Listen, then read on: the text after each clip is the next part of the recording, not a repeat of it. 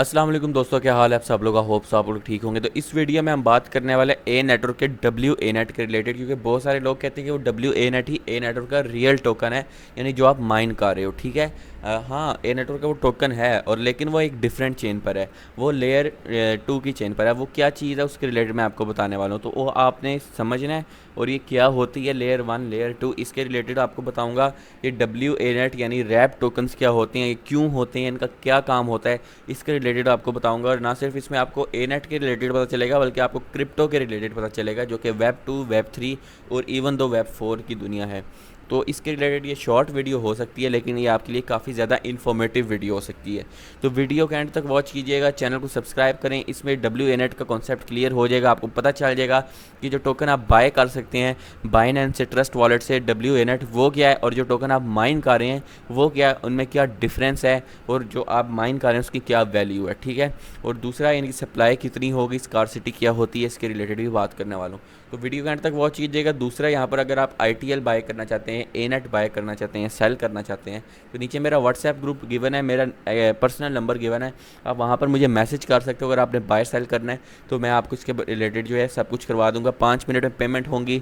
सारी पेमेंट मैं अपनी प्रूफ पिछली वीडियोस में दिखा चुका हूँ। मैंने $400 $300 की भी पेमेंट की हुई है। तो लेकर चलता हूँ आपको कंप्यूटर्स की तरफ, आपको इसके बारे में सारी एक्सप्लेनेशन देता हूँ बेसिकली है क्या। इससे आपको जो है काफ़ी सारा नॉलेज भी इंक्रीज़ हो सकता है। तो वीडियो के एंड तक वॉच कीजिएगा ताकि आपको समझ आए कि बेसिकली आप माइन जो कर रहे हैं वो क्या चीज़ है, जो आप बाय करते हैं वो क्या चीज़ है, रैप टोकन्स क्या होते हैं, और यहाँ पर लेयर 1 के टोकन्स क्या होते हैं। तो लेकर चलता हूँ कंप्यूटर्स की तरफ।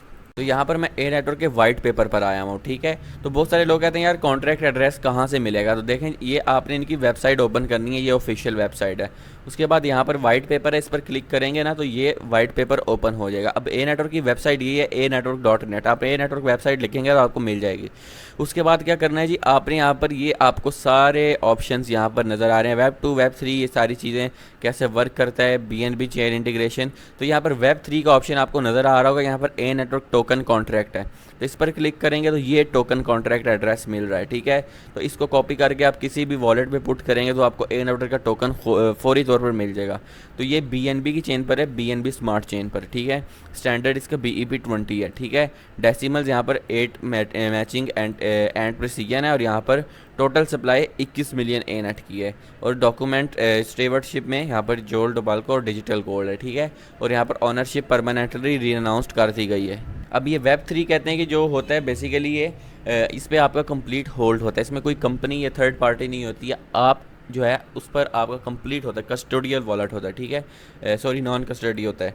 यहाँ पर कोई कस्टडी नहीं करता, सिर्फ आपके हाथ में होता है। ठीक है, वेब 3 जो है क्या करता है, यूटिलिटी, विजिबिलिटी और bridge between the end work ledger and external crypto infrastructure. ठीक है, जो वेब 3 है वो आपकी एक्सटर्नल क्रिप्टो और यहाँ पर जो आपका एंड वर्क चल रहा है उसको कनेक्ट करता है। ठीक है, और यहाँ पर करंट सिस्टम में ऐसे ही वर्क करता है। लेकिन जो वेब 2 है वो क्या है बेसिकली, अब वेब 2 क्या होता है, वेब 2 में डिसेंट्रलाइजेशन नहीं होती है। अब जैसे मैं आपको एग्जांपल दे देता हूँ कि बाइनेंस है, यहाँ पर इजी पैसा है, जैस कैश है, या बैंक अकाउंट्स हैं, ये वेब 2 सिस्टम है। यहाँ पर आप कोई भी ट्रांजैक्शन करते हो वो ऐसा नहीं है कि रिकॉर्ड नहीं होती, रिकॉर्ड होती है, लेकिन उस पर दूसरों का होल्ड होता है। उन्हें पता चलता है यार ये बंदा ट्रांजैक्शन कर रहा है, वो आप पे होल्ड रख सकते हैं, आप पर कंट्रोल कर सकते हैं, आपके एसेट्स को फ्रीज कर सकते हैं। इसको वेब 2 कहते हैं। इसमें कंट्रोल होता है, कंपनी आपसे इन्फॉर्मेशन लेती है, जो एक्सेप्ट कुकीज़ का ऑप्शन होता है वो भी एक तरह से वेब 2 सिस्टम होता है। वो आपसे इन्फॉर्मेशन लेते हैं और ये सारा सिस्टम होता है। ठीक है, तो ये इसमें आपका अकाउंट बंद हो सकता है, चीज़ें हो सकती हैं।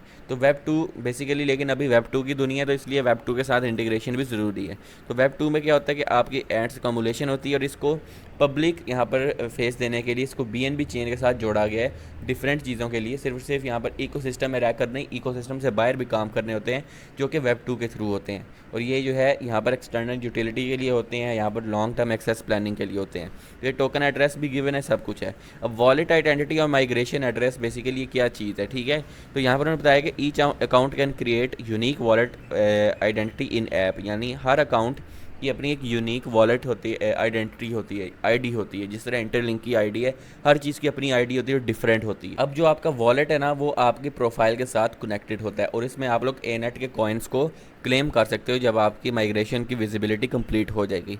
ठीक है, तो यूज़र उसको कैसे कर सकते हैं, अपनी माइग्रेशन वॉलेट जो है एक सेपरेट एड्रेस और वेब 4 लेयर 1 की माइग्रेशन में कर सकते हैं। अब users can also give a separate migration wallet address for future web 3, लेकिन ये वेब 4 ये दूर की बात है। अब यहाँ पर this allow migration planning ahead of launch while preserving mining continuity and future identity probability. ठीक है, तो यहाँ पर आप लोग क्या कर सकते हो कि यहाँ पर अपनी माइग्रेशन को अलाउ कर सकते हो और आपकी माइनिंग भी कंटिन्यू रहेगी और इस तरह से रहेगा।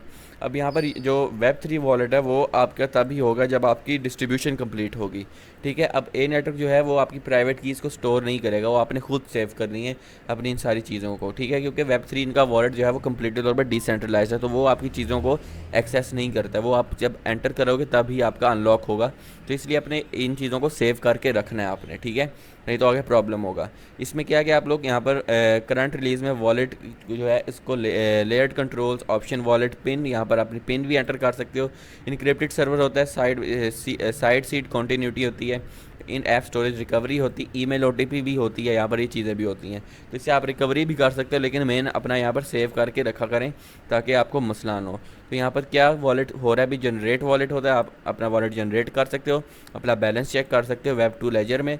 यहाँ पर माइग्रेशन वॉलेट है जो आपका वेब 4 का होगा। यहाँ पर अपने वॉलेट पिन रख सकते हो जो कि 4 से 8 डिजिट की रख सकते हो, और आपकी जो ईमेल ओटीपी वेरिफिकेशन होगी उसके थ्रू आप सेव कर सकते हो। ठीक है, फिर रिकवरी फ्रेज होता है जो कि हर वॉलेट का होता है, वो आपने सेव करना होता है।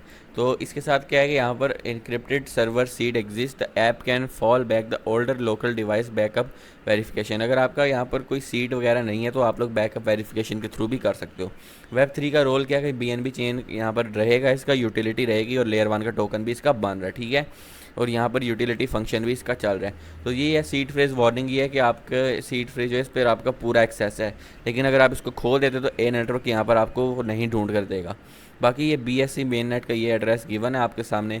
फिर यहाँ पर BNB, USDT, USDC यहाँ पर इसके साथ आप लोग कर सकते हो। यहाँ पर फिर अमाउंट आप लोग एंटर कर सकते हो और ये 1% फ़ीस लगती है। फिर इसके साथ साथ आपका ये सेशन गेट है, ब्रॉडकास्ट है, ये सारी चीज़ है।